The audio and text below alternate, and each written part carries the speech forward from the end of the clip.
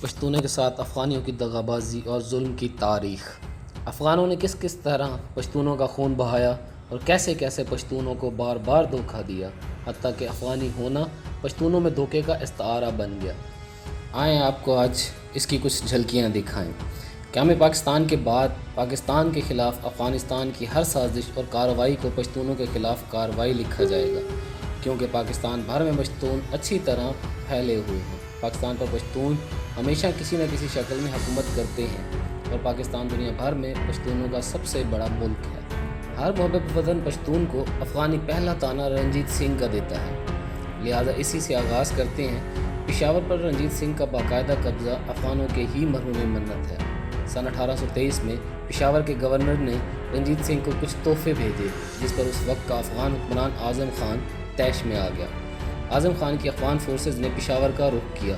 اس نے جہاد کے نام پر قبائل سے مدد مانگی، جس پر پشاور کے یوسف زئی خٹک اور دیگر قبائل نے لبیک کہا۔ ادھر سے سکھ فوج گورنر پشاور کی مدد کو پہنچ گئی۔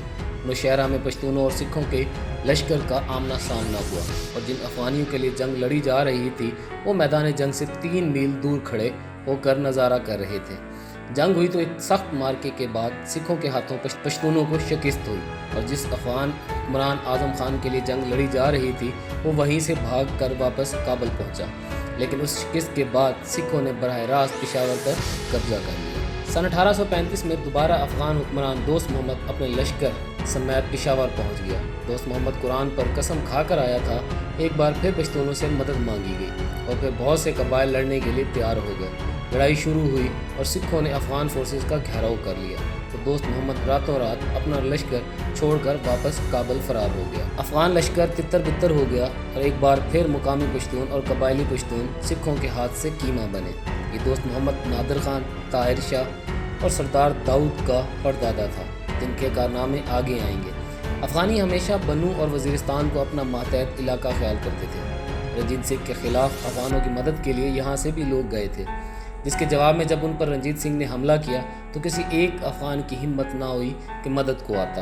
رنجیت سنگھ لیکن یہاں قبضہ نہ کر سکا۔ تاہم اس وقت کے افغان حکمرانوں کو خیال گزرا کہ رنجیت سنگھ کی ناکامی پر کہیں مقامی وزیرستانی اور بنو وغیرہ کے پشتون خود کو آزاد نہ سمجھ لیں۔ انہیں اپنا متی کرنے کے لیے ان ظالم افغانوں نے ان پر 2-3 سخت حملے کیے، لیکن منہ کی کھائے۔ تاہم سینکڑوں پشتونوں کا خون بہانے میں کامیاب رہے۔ افغانوں کو جب بھی انگریزوں سے خطرہ محسوس ہوا، انہوں نے فوراً ڈیورنٹ لائن کے اس طرف کے پشتونوں کو انگریزوں کے خلاف بھڑکایا، لڑوایا اور مروایا، خاص طور پر وزیرستان کے پشتونوں کو، لیکن خود ہمیشہ انگریزوں سے دوستی کا دم بھرا۔ ان سے وظیفے لیتے رہے اور جب سر مارٹیمر ڈیورنٹ پشتونوں کے سودے کے لیے افغانستان پہنچا تو افغانوں نے اس کو 21 توپوں کی سلامی دی، گویا شادی کی بارات میں آیا ہو۔ سن 1919 میں افغان حکمران امان اللہ روس کی ایما پر انگریزوں سے مکمل خود مختاری کے لیے جنگ چھیڑ دی۔ عین اس وقت جب انگریز فوجیں افغانوں سے لڑ رہی تھیں، افغانوں نے ڈیورنٹ لائن کے اس پار پشتونوں کو اشارہ کیا۔ بہت سے قبائلیوں نے افغانوں کی مدد کے لیے انگریزوں کے خلاف بغاوت کر لی اور یہاں پر انگریز فوج کے خلاف جنگ چھیڑ دی۔ اس بغاوت سے گھبرا کر انگریزوں نے افغانیوں کو صلح کی دعوت دے دی۔ افغانوں نے فوراً صلح کر لی اور نتیجے میں افغانستان بڑی حد تک انگریز سے آزاد ہو گیا، یعنی افغانستان کی آزادی یہاں کے پشتونوں کی مرہون منت تھی۔ اس کے لیے امان اللہ نے مقامی قبائلیوں کا شکریہ ادا کیا، بلکہ کچھ کو تو تمغے بھی دیے، لیکن انگریز نے افغانستان سے فارغ ہونے کے بعد مقامی قبائلیوں کو اس بغاوت کا خوب مزہ چکھایا، گاؤں کے گاؤں بمباری میں ملیہ میٹ کر دیے۔ اس وحشیانہ کارروائی پر افغان حکومت، جن کے لیے یہ بغاوت کی گئی تھی، بالکل چپ رہی، بلکہ ایک احتجاج تک نہ کیا۔ اس کے بعد ایک کمیونسٹ سرخا امان اللہ نے افغانستان میں زبردستی سیکولرزم کے نفاذ کی کوشش کی، جس کے نتیجے میں بغاوت ہو گئی اور بچہ سکا کابل پر قابض ہو گیا۔ امان اللہ بھاگ گیا تو نادر خان نے افغانستان کا تخت حاصل کرنے کے لیے پھر مقامی قبائل اور پشتونوں سے مدد مانگی۔ وزیر محسود، بیٹنی، بنوچی غرض بہت سے قبائلی حسب معمول مدد کو پہنچ گئے اور نادر خان سے فرمائش کی کہ فتح کی صورت میں آپ امان اللہ کو حکومت دیں گے اور ہمیں کچھ زمینیں اور بندوقیں وغیرہ دیں گے۔ اس نے فوراً وعدہ کر لیا، بلکہ قرآن پاک پر قسم بھی کھائی۔ ایک بار پھر کابل قبائلی پشتونوں کے خون سے رنگین ہو گیا، لیکن بہرحال فتح حاصل ہو گئی، جس کے بعد نادر خان نامی افغان حکمران اپنے تمام وعدوں سے پھر گیا اور قبائلی پشتونوں کو خالی ہاتھ اور نامراد واپس آنا پڑا۔ یہ نادر خان دوست محمد کا پوتا ہے جس کا شروع میں تذکرہ آیا تھا اور جس کی رنجیت سنگھ کے خلاف قسم کھانے کا حال آپ پہلے پڑھ چکے ہیں۔ 1941 میں جب داوڑ قوم کا ایک قبیلہ انگریزوں کی بمباری اور حملوں سے تنگ آ گیا تو اس قبیلے کے کچھ لوگوں نے افغانستان ہجرت کی، لیکن انہیں اس احسان فراموش افغان حکومت نے زبردستی بے یار و مددگار واپس بھیج دیا۔ اسی حکومت نے جس کے لیے وہ کابل میں لڑے تھے اور اپنی جانیں بھی دی تھیں۔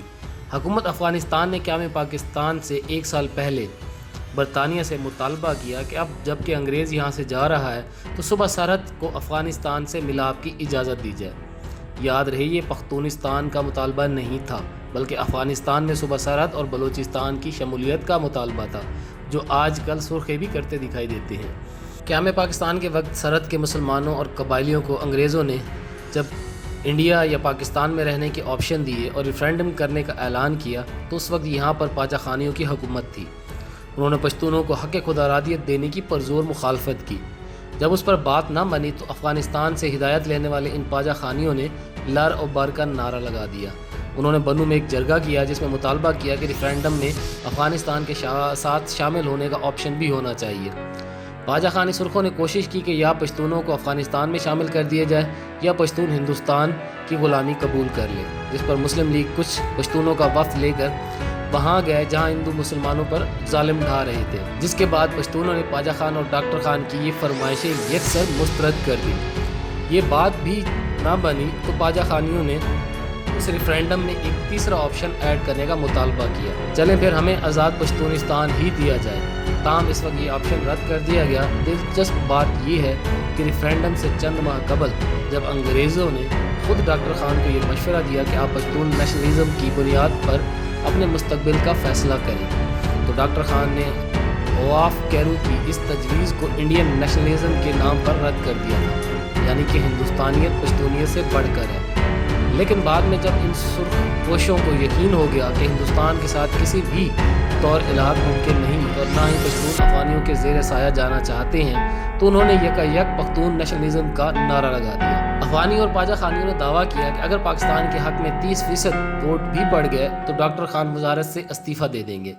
17 جولائی کو جب ریفرینڈم کا نتیجہ آیا تو اس کے مطابق پاکستان کے حق میں پشتونوں کے 2,92,118 جبکہ ہندوستان کے حق میں صرف 2874 ووٹ پڑے، یعنی کہ 2,874۔